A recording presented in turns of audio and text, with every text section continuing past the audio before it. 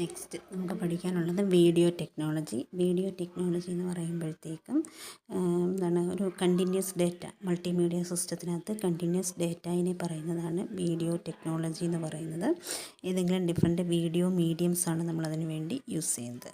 ഒരു video data generate ചെയ്യാൻ വേണ്ടി രണ്ട് മെത്തേഡ്സ് ഉണ്ട്. ഒന്നെന്ന് പറഞ്ഞാൽ റിയൽ വേൾഡിനെ റെക്കോർഡ് ചെയ്യുകയും ചെയ്യാം. അതുപോലെ തന്നെ എന്തെങ്കിലും ഒരു ഡിസ്ക്രിപ്ഷൻ അനുസരിച്ച് നമുക്കതിനെ സിന്തസിസ് ചെയ്തെടുക്കുകയും ചെയ്യാം. ഇനി ഈ വീഡിയോ സിഗ്നൽസ് മിക്കവാറും ബ്ലാക്ക് ആൻഡ് വൈറ്റ് ആയിട്ടോ അല്ലെങ്കിൽ കാഥോഡ് റേ ട്യൂബ് വഴിയായിരിക്കും നമ്മൾ വീഡിയോ സിഗ്നൽസ് ജനറേറ്റ് ചെയ്ത് എടുക്കുന്നത്.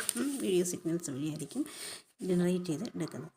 ഇനി അതിനകത്ത് കുറച്ച് ഡെഫിനിഷൻസ് ആണുള്ളത്. ഡെഫിനിഷൻസ് എന്ന് പറയുമ്പോഴത്തേക്കും വിഷ്വൽ റെപ്രസെൻറ്റേഷൻ, വെർട്ടിക്കൽ ഡീറ്റെയിൽസ് എന്ന് പറയുമ്പോഴത്തേക്കും ആ ഒരു പിക്ചറിൻ്റെ ഹൈറ്റും വിഡ്ത്തിനെയുമാണ്, ഡബ്ല്യുവും എച്ചിനെയുമാണ് വെർട്ടിക്കൽ ഡീറ്റെയിൽസ് എന്ന് പറയുന്നത്.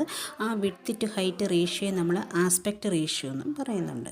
ഇനി അടുത്തത് ഹൊറിസോണ്ടൽ ഡീറ്റെയിൽ എന്ന് പറയുമ്പോഴത്തേക്കും പിക്ചർ ഹൈറ്റിനെയാണ് ഹൊറിസോണ്ടൽ ഡീറ്റെയിൽ എന്ന് പറയുന്നത്.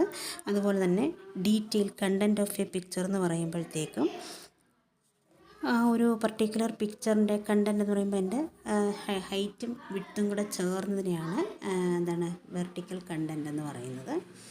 ഇനി ഡീറ്റെയിൽ കണ്ടൻറ്റ് എന്ന് പറയുന്നത്. ഇനി ഡെപ്ത്ത് പെർസെപ്ഷൻ എന്ന് പറയുമ്പോഴത്തേക്കും ഇമേജസിനെ നമ്മൾ ഡിഫറെൻറ്റ് ആംഗിൾസിൽ കൂടെ വ്യൂ ചെയ്യുന്നു. അതിൻ്റെ ആ ഒരു അപ്പിയറൻസിനെയാണ് നമ്മൾ ഡെപ്ത്ത് പെർസെപ്ഷൻ എന്ന് പറയുന്നത്. നെക്സ്റ്റ് ഒരു ടേം ലൂമിനൻസ്. ലൂമിനൻസ് എന്ന് പറയുമ്പോഴത്തേക്കും നമ്മൾ മിക്കവാറും കളറൊക്കെ നമ്മൾ യൂസ് ചെയ്യുന്നത് 3 സിഗ്നൽസ് ഉപയോഗിച്ചിട്ടാണ്, റെഡ്, ഗ്രീൻ ആൻഡ് ബ്ലൂ. അതിനകത്ത് ലൂമിനൻസ് എന്ന് പറയുമ്പോഴത്തേക്കും അതിൻ്റെ തിളക്കമുള്ള പാർട്ട് ലൂമിനൻസും ഉണ്ട്, ക്രോമിനൻസും ഉണ്ട്. ലൂമിനൻസ് എന്ന് പറയുമ്പോഴത്തേക്കും അതിൻ്റെ ബ്രൈറ്റ്നസ് സിഗ്നലിനെയാണ്. അതുപോലെ തന്നെ ക്രോമിനൻസ് എന്ന് പറയുമ്പോഴത്തേക്കും കളർ സിഗ്നൽസിനെ ആയിരിക്കും ക്രോമിനൻസ് എന്ന് പറയുന്നത്. ഇനി അടുത്തതെന്ന് പറയുമ്പോഴത്തേക്കും ഇലൂമിനേഷൻ എന്ന് പറയുമ്പോഴത്തേക്കും അതിൻ്റെ മോഷൻ റെസൊല്യൂഷനെയാണ് ഇലൂമിനേഷൻ എന്ന് പറയുന്നത്.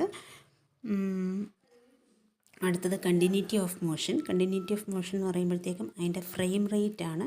ആ ഫ്രെയിം റേറ്റ് എപ്പോഴും higher than 15 frames per second ആയെങ്കിൽ മാത്രമേ അതിൻ്റെ മൂവ്മെൻറ്റ് സ്മൂത്തായിട്ട് നടക്കത്തുള്ളൂ.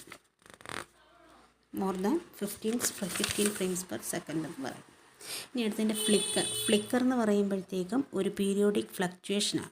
അതിൻ്റെ ബ്രൈറ്റ്നെസ്സിനെ എഫക്റ്റ് ചെയ്യുന്ന ഒരു പീരിയോഡിക് ഫ്ലക്ച്വേഷനെയാണ് എന്തെന്ന് പറയുന്നത് ഫ്ലിക്കർ എഫക്റ്റ് എന്ന് പറയുന്നത്. ഇനി അതുപോലെ തന്നെ അതിനകത്ത് വരുന്നത്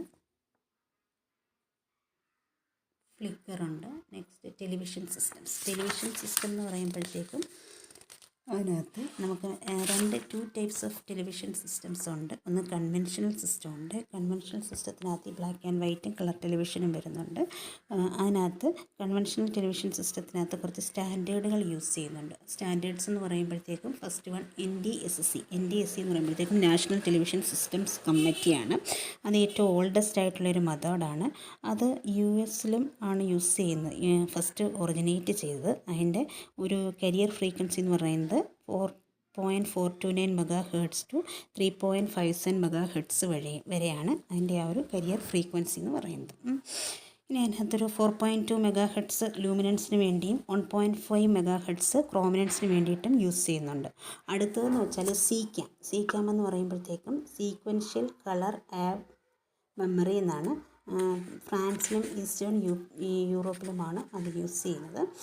ഇത് ഫ്രീക്വൻസി മോഡുലേഷനെ ബേസ് ചെയ്താണ് വർക്ക് ചെയ്യുന്നത്. ഇതിൻ്റെ റിഫ്രഷ് റേറ്റ് എന്ന് പറയുമ്പോഴത്തേക്കും 25 Hz ആണ്.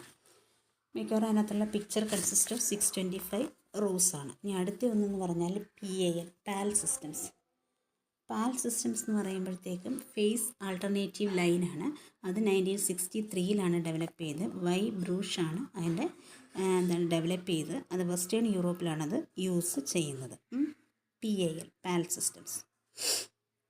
ഇനിയും കുറച്ച് ഡെഫിനിഷൻസ് ഉണ്ട്. Resolution, frame rate, aspect ratio, viewing conditions. ഇതൊക്കെ ചിലപ്പം ചോദിക്കുന്നതാണ്, അതൊന്ന് നോക്കിയേക്കുക.